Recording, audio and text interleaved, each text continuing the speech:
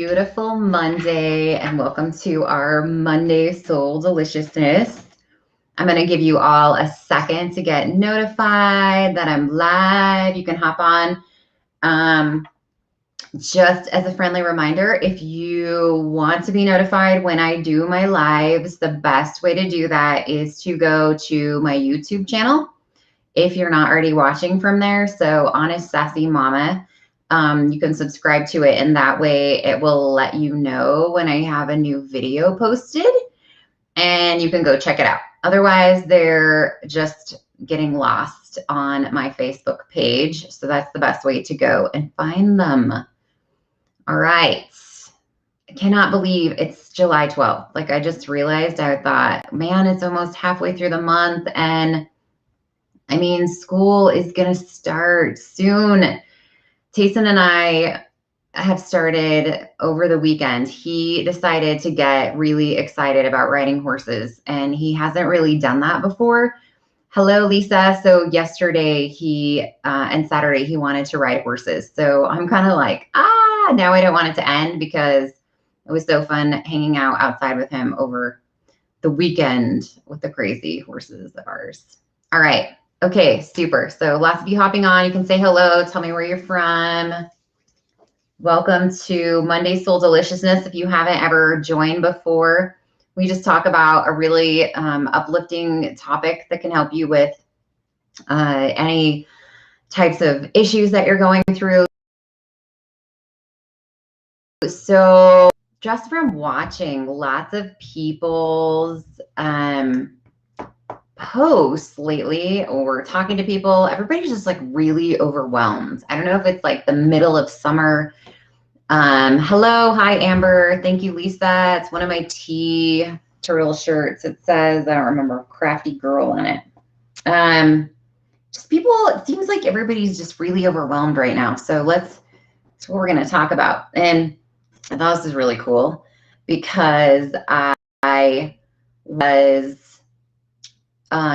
going to do this topic, and then at work today my boss sent us all out this little thing, and he was like, hey, I want you guys to read this little kind of training thing, but it had a really good analogy in there, and it's really aligned with what I wanted to talk about. So it's, and some of you might have heard this analogy. I actually had never heard it before, even though it was quoted by in lots of books that it talks about this. But anyways, so it's the analogy of being a lion and hunting mice or antelope. And it really was like, oh yeah, this falls right along with being overwhelmed. So it's talked about this in the context in this specific article about using your time wisely. But obviously we can become incredibly overwhelmed if we're not using our time wisely. So it talks about how, as a lion, you can go and hunt for mice, which might be a little bit easier to catch, but in order to get the same nutrition that you would get from hunting an antelope, which is a little bit more difficult to catch, you have to analyze, okay, but which one, is it better to spend lots and lots of energy catching a mouse or catching multiple mice, or is it better to spend that whole energy on catching an antelope, and getting back the whole nutrition for the lion, right, from this one hunt?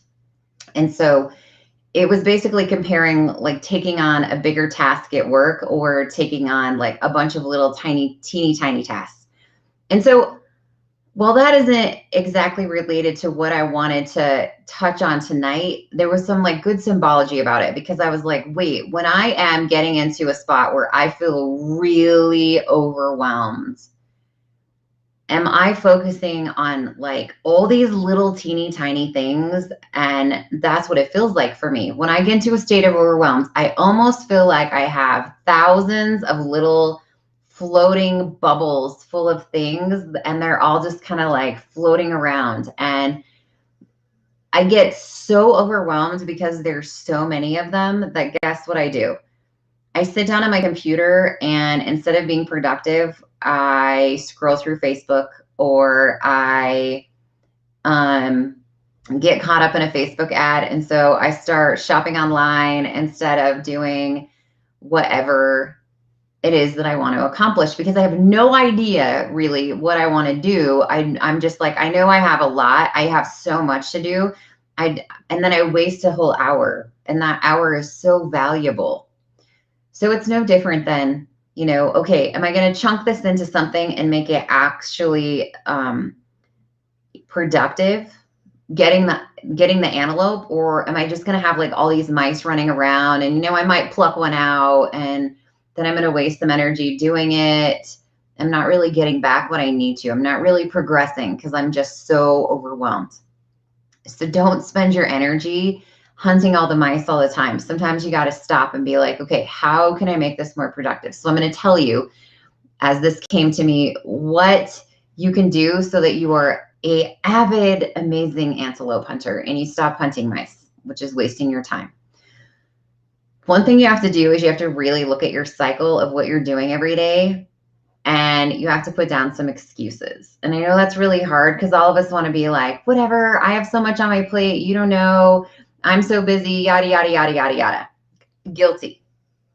I would say that too. But when I really look at it, I guarantee you that I can pick out any day of the week some time that I totally wasted doing absolutely nothing. And part of that is because if I get to a spot where I'm so overwhelmed, then that's what happens. I talk to enough people that I know this is pretty typical. You get to a point where you're so stressed out and so overwhelmed, then you actually do nothing. You get nothing done, which then leads you into a further cycle of feeling really stressed out and not getting anything done. And it becomes this like catastrophic cycle of chaos. And you're basically self-sabotaging because you are now not accomplishing anything. So take a minute, look at the cycle that you're doing every day and put down any excuses. I know it's hard. I know lots of you have kids. I know lots of you are juggling lots of things. Don't think that I don't totally understand. Between my husband's job and my job, I'm running 2 businesses, working full time, taking care of 3 kids, trying to manage my house. We have a mini farm, like on and on. Like, I get it. I know, totally understand. So, but there's always somewhere during my day that I can be like, am I really managing that time the best that I can do? Or am I hunting mice instead of hunting for an antelope? Guaranteed. So, but then you get stressed out because you're like, but wait, I also know that I need to be doing some self-care. Self-care is not time wasting, okay? Self-care is planned. So let me explain this to you. Plan your downtime.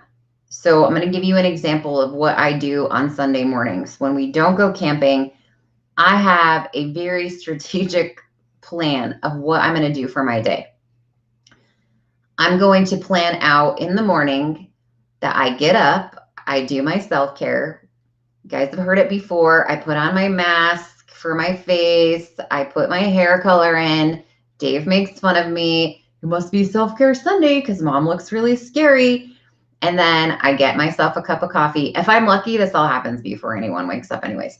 I get myself a cup of coffee and I go watch an hour of TV. Hour of TV of my choice. Nobody gets to tell me what else I'm doing.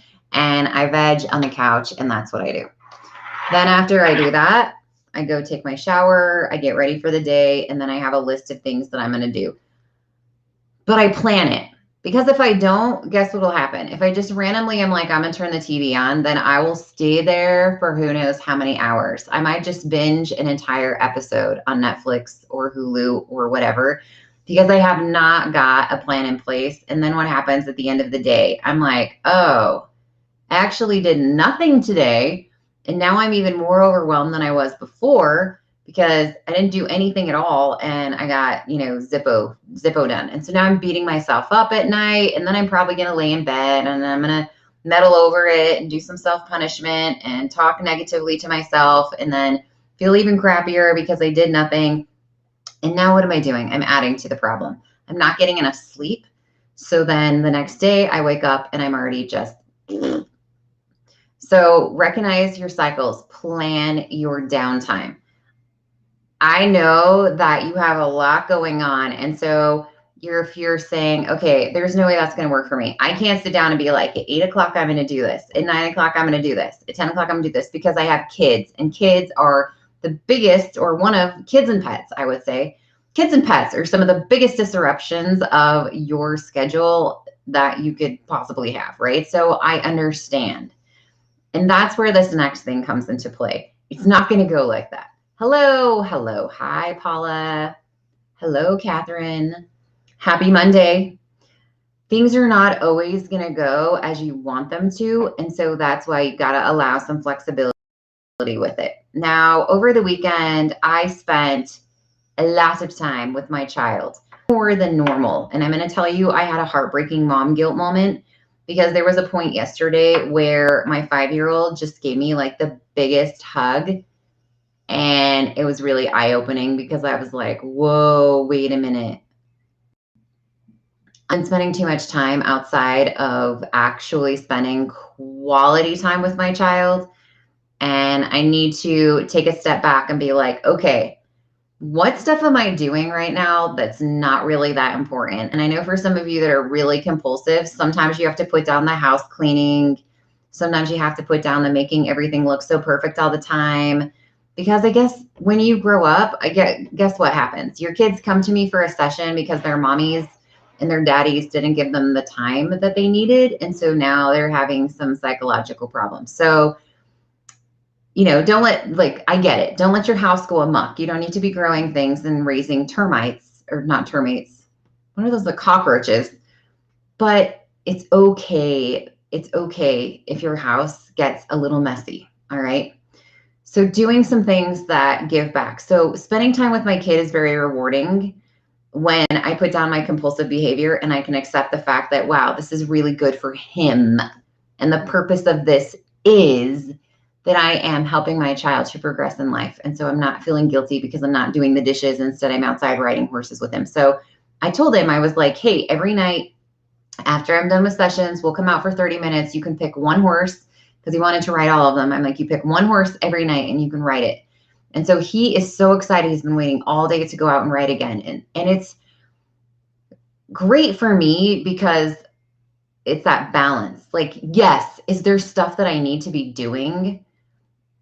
Or is there stuff that I could be doing? Let's say it that way. Are there things that I could be doing instead? Absolutely.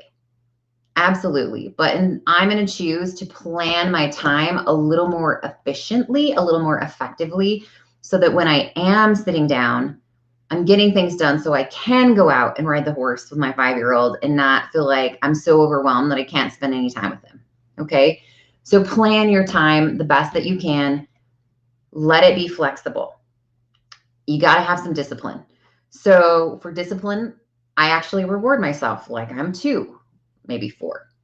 Last night, I knew that I needed to do a session. I was doing a session by email and it was really late. And I'm like, oh, why did I commit to doing this? Because I'm so tired and I don't want to do it. And I don't have any energy. And I'm like, but I have somebody that is expecting this to be done and I need to do la, la, la. So I was like, okay, you can have a cookie. You can eat this beautiful, super chocolate, caramel covered pecan cookie if you do your session.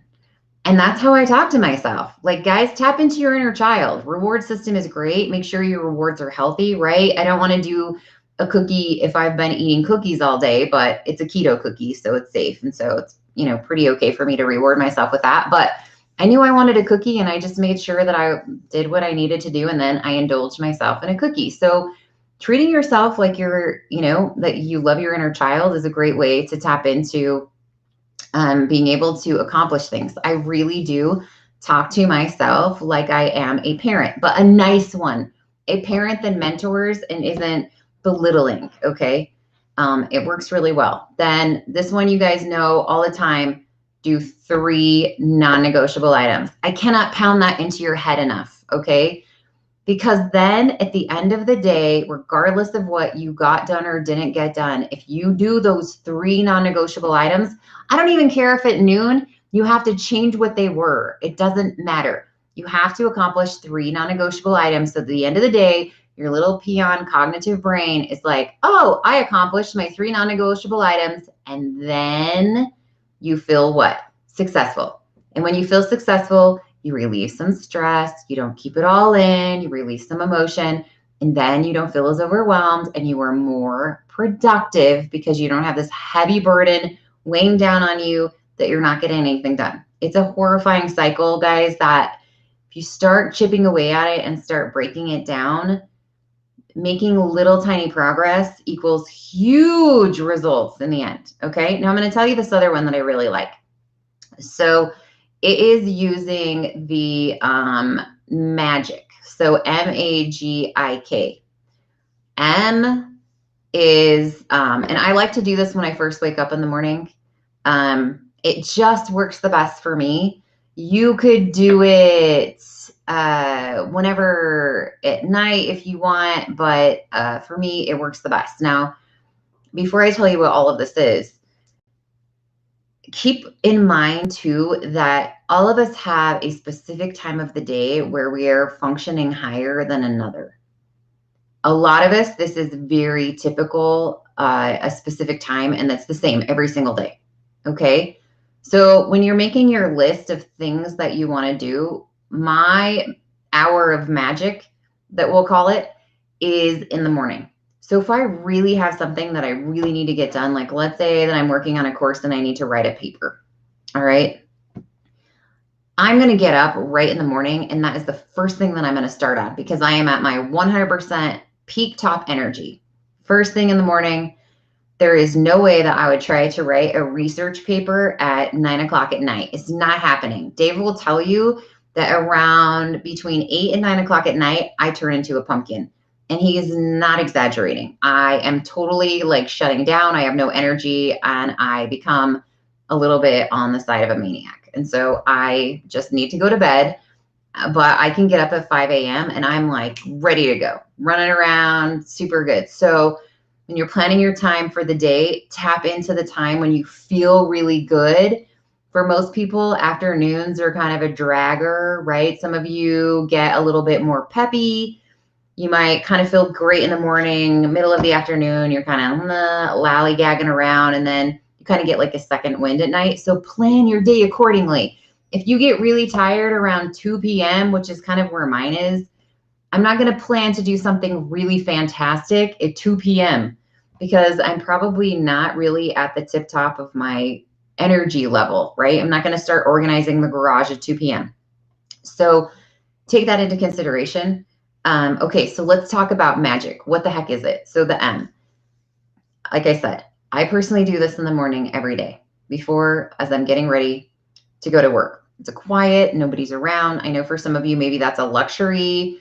My family likes to stay up late and they've just had to learn that I have to go to bed at a certain time. So if you all are running around creating hellacious chaos at night, then so be it, but I have to go to bed. And I actually, hello, Candace, I actually play rain, hitting rain. I have a meditation radio thing and I play rain on a tin roof with thunder. And that's how I block out everybody else. I know some of you have kids that are a lot younger than mine and keep in mind, my husband is also awake with my 5-year-old, but I just can't force anyone to go to bed when I need to. So, so this is what I do in the morning when nobody else is awake yet. Okay. But do however this works for you. If you need to lock yourself in a closet, locking yourself in the closet is totally safe. Sometimes you just need to do that. You know, give your kids some Play-Doh or something. I don't know, something that keeps them entertained. You know your kids better than I do. But this is really hard if you have young toddlers. So do the best to find something that you can commit, even if you can only do this for 30 minutes while your kid's doing something. So meditation is the M in the magic. So meditation.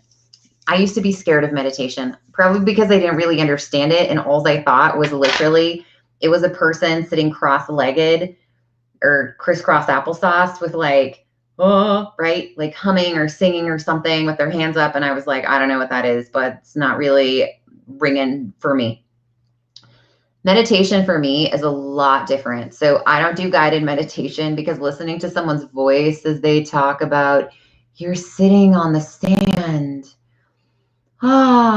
like I can't do it. I'm just like, it's just creepy for me. So I've never found a guided meditation that I like. So for me, I really actually like Pandora has a meditation radio station.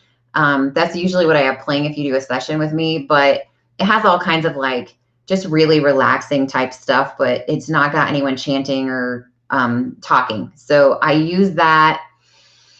I'll just light a candle because I love the energy of fire. If I'm in my office, and then if I'm not in my office, I love to do this in the morning with my shower time. I literally just stand with the water hitting my back, and I'm just going to breathe in. And I'm literally going to picture that I am bringing in energy.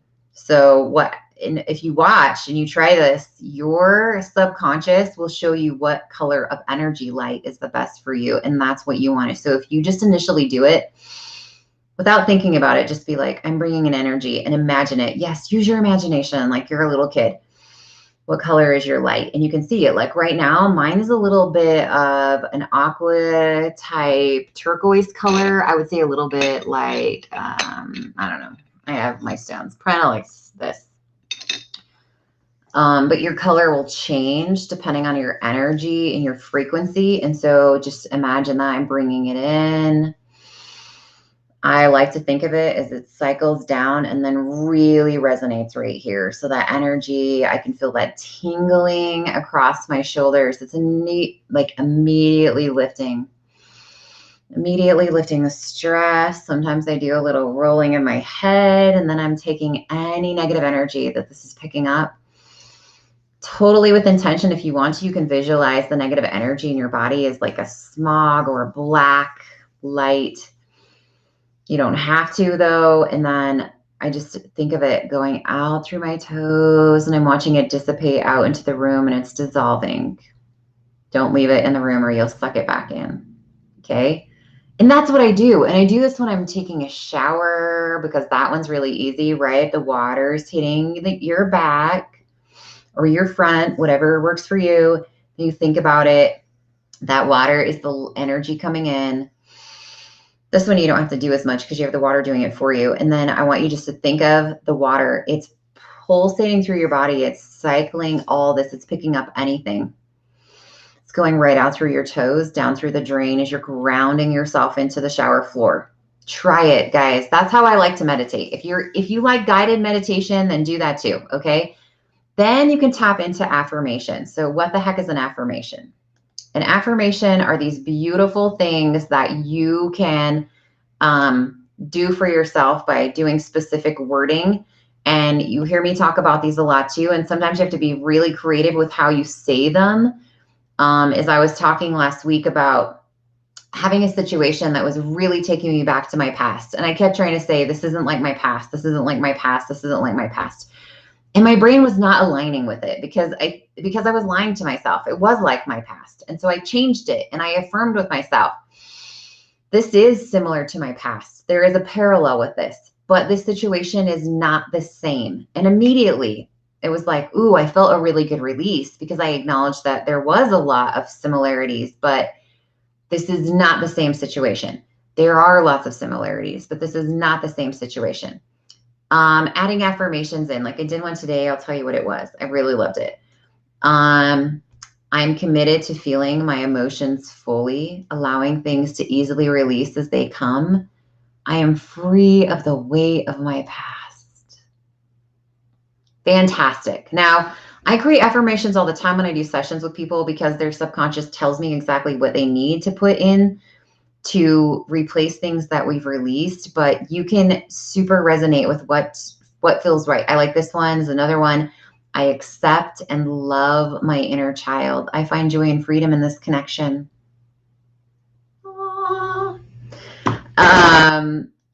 Anyway, things like that are affirmations. So think about, oh, hello. Hi, Irma. Think about what you're struggling with, and then you almost turn it into a positive opposite. So let's say that I was feeling really angry. And when I do affirmations, I have to write them or type them. So let's see if I can do this with just coming off my head. So if I feel really angry at my kid, I'm going to sit and say, I freely release any of the anger that I'm feeling around this situation. I release it fully without any resistance, releasing any binds or ties that I have to this anger. I allow myself to communicate freely with whatever your child's name is, to communicate freely with Stetson. I'm opening my heart so that I understand different points of view and I'm able to accept these without becoming emotional. That's how you do it. It's right. Okay. If you're like, well, you have a knack for this, right? I do, but I can teach you how to do it. If you're interested, you can just message me and I'll send you the link to where we're going to be doing all this stuff. Okay. So meditation is the M. Affirmation is the A. G in magic. Gratitude, right? Finding some gratitude in the morning or whenever you do this. There is always something to be thankful for. Go back to the, oh, it's going to leave me. What's the book called where the girl is hiding during, she's Jewish when the Nazis are trying to get her family and she hides in the attic. And then eventually they get captured and taken to a concentration camp. And I believe it's her sister or someone that says something about being thankful for the fleas that are in the straw that they're living in. And it's like the most beautiful symbolism of being grateful. And so that's where I always go when I'm like, I don't have anything to be grateful. You guys, there's always something to be grateful for. Always something. Even if you are feeling like you are in the depths of almighty, Hades, there is something that you can be grateful for. There's some kind of technology, the fact that you have a toilet to use instead of a hole in the ground, the fact that you have the ability to watch this, that you have running water. I mean, you can find something, that there is a moon to look at. I don't know, but you can find it. I know that some of us have way bigger things. It seems way easier for us to find something to be thankful for than others. Like I totally get it. And I totally align with you.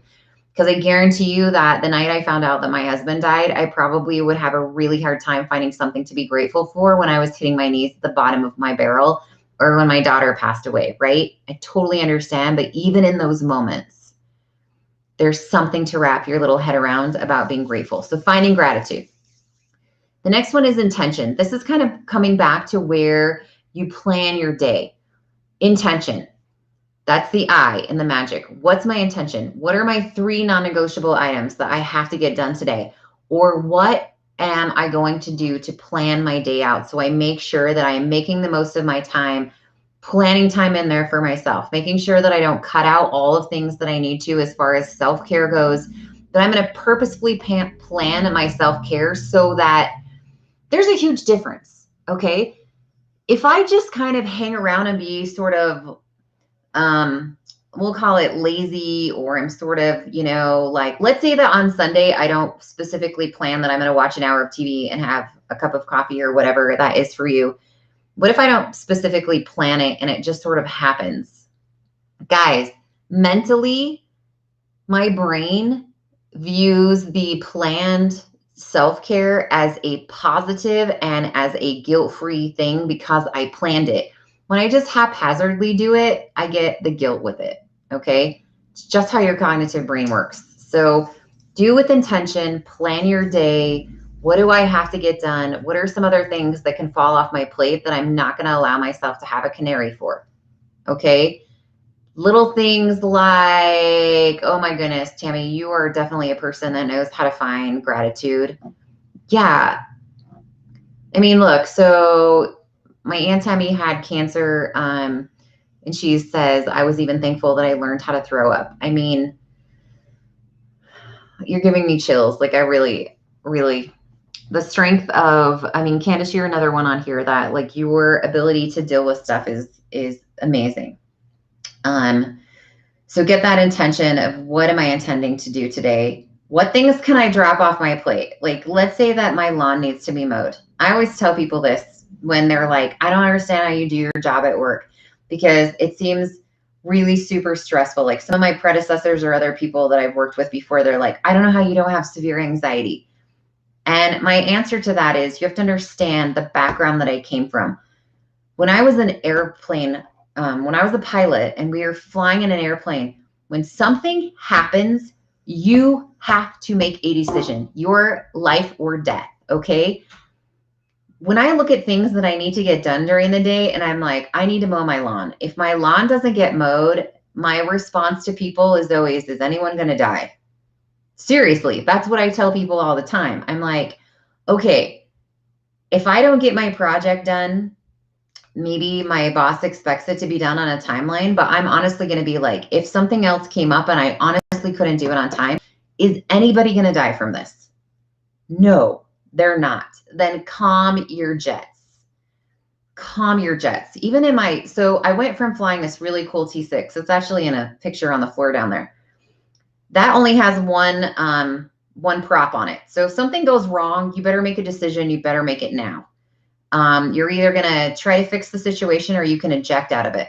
The bigger airplane that I flew, which is the one on the top, we had 4 engines. So when something's going wrong, we always said, okay, sit back, have a Pop-Tart, think about it. What do we want to do? Because you don't want to switch something off that can't be turned back on. Airplanes have systems that once they power or the hydraulic flow, the pressurization is taken from that system, sometimes you cannot turn them back on. So shutting something down can be permanent. And if that wasn't actually the right step for your situation, you're going to kill yourself just because you made a wrong choice and then you crash and burn. Okay. So, if I don't get the lawn mowed today, is anyone actually going to die from this? No. Okay, then I'm fine that I didn't get the lawn mowed today. Same, like the dishes, yeah, they're yucky, but if I'm like super tired and I really need to go to bed, is anything really horrifying going to happen that I didn't do the dishes? Probably the only thing that's going to happen is my kids are not going to do them for me and they're going to pile dishes up to the top of the sink. Once again, is that worth really getting upset over? No. You know what? I take full responsibility that I was a mother working outside the home, and my first spouse did not have my kids do any types of chores. So by the time he passed away and they were 10 and 13, then I had guilt because my husband had took his life and I didn't teach my kids to do anything. So they don't do chores. And guess what? That's actually not their fault. That's mine. So am I going to yell and scream and run around the house yelling at everyone because they're not doing what I want them to do? No, because I take responsibility that wasn't something that I taught my kids to do. And, I'm going to pick my battles. But think about where you're spending your energy. Tayson had a neighbor kid over here a little while ago, and he had a slushie in, there's these really cool things. They're like the polar bear icy things, right? That you used to could get at convenience stores when we were kiddos, if you're as old as me. They come in these like little aluminum pouches and you put them in the freezer, and then I guess you can take the lid off and you can just they're like little slushies, portable slushies. Well, somehow Tayson had a portable slushie that he was running around with, and suddenly the 2 kids come out of a bedroom and I look at the neighbor kid and he's wearing a white shirt and the whole back of his shirt is covered in red juice. And I'm like, oh, that's good, right? Because initially the first thing I'm thinking is I bet this kid's mom is going to be like, what is going on over there? But I'm not going to allow myself to get stressed out about it. And so I was like, I really need to figure out where the slushie container is. And sure enough, it was on my floor, and I have a lighter color beige carpet that you can see back here, and it had slushie on it. What am I going to do? Guys, the slushie is already on the carpet, okay? Me freaking out and having a canary is only going to add to my overwhelmed feelings, and it's not going to help anything. So yelling at my kid and also belittling him isn't really going to help him either. So I simply said, hey, Tayson, next time I need you to make sure that you don't leave your slushie with the lid off of it somewhere in the house. If you can't think that if that seems like something that we can't do, then we need to keep it in the kitchen because now it's on the carpet, and see how it got red on the carpet? It might be really hard for me to get that out. And he's like, oh, okay. Because I'm not yelling at him. So, right, I'm not setting him into a state of overwhelm. So his little mind isn't turning off so that he's like, I have no idea what you're saying. Right? I had a one-on-one conversation with my child about, hey, you know, we don't want slushy on the carpet because it turns the carpet red and sometimes we can't get it out. And so if we, you know, can't not spill our slushy on the carpet, then we have to keep it in the kitchen. Yeah. And he's like, oh, okay, yeah. So, you know, my dog, don't freak out about things that you can't change. Okay. The K, so it's magic with a K. It's magic with a K instead of a C. My dog is going to be looking for a new home soon. I cannot control him and his barking. Like, he used to be so good, and now he just barks at everything. Irritates me. Okay, so magic, M-A-G-I-K, not C. So the K, guys, is kindness. Okay. Now, I am not the first person to go run out and do acts of kindness for people. As far as I'm really not the greatest at reaching out to someone and being like, hey, I see that you're struggling, so let me bring you over a fresh baked loaf of bread.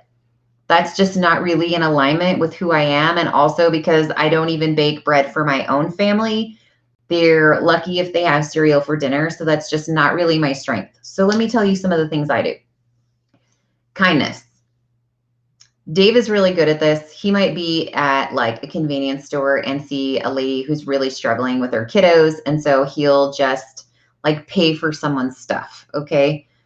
I do simple things like I'm on social media a lot, right? So I will just randomly type something super nice to somebody on a post that they probably don't even have any idea who I am. It's doing little tiny things like that, setting yourself up so throughout the day, pick some kindness. All right. Okay. So let's review this.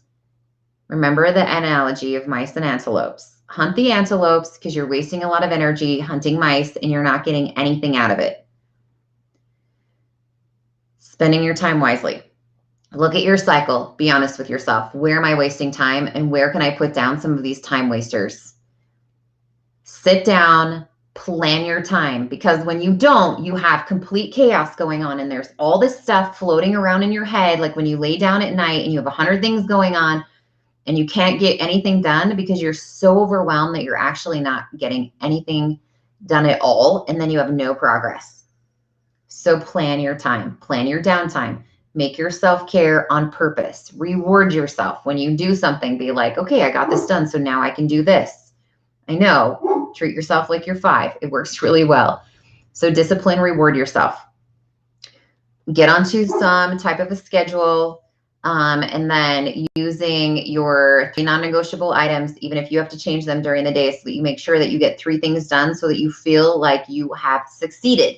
Because feeling like you have succeeded propels you into succeeding again because you're like, oh, that feels good. So I want to do that again. Instead of sitting down at night, bashing your brains out because you feel like you were, not accomplishing anything, then guess what you're going to do? You're affirming with yourself that you're not accomplishing anything. So great, I'm still not going to accomplish anything. You're putting that into your head. So instead, wow, I got 3 things done today. I don't care how small they are. You are successful. I am successful. Tomorrow I'm going to get 3 things done again and I will be successful as well. And then every day you're like, I am amazing. Okay. Then do magic. Don't forget to scheduling things during times of day where you have lots of energy, or more energy. Okay. Some of you are like, I don't have lots of it. Where you have more energy during the day. Another magic, meditation, affirmation, gratitude, things with intention. That's your planning. And then do some random acts of kindness. They don't have to be huge, guys. Just say something kind to someone. You just never even know if your little comment just totally makes someone's day. Okay.